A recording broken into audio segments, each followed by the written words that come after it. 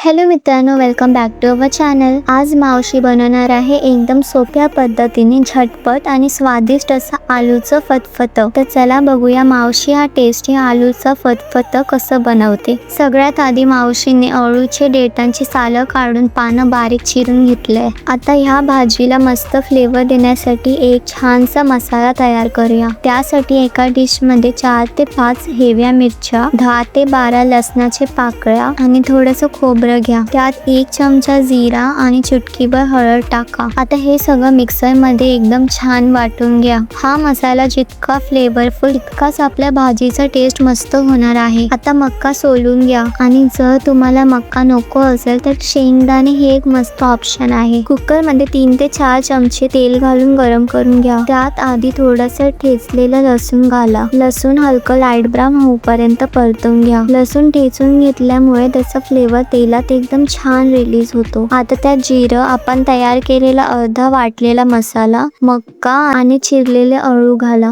हे सगळं एकदा छान मिक्स करून घ्या।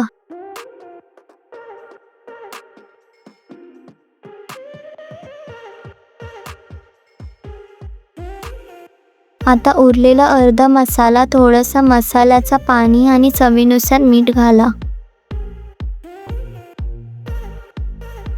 सगळे एकदा छान मिक्स झालं की कुकर लावून घ्या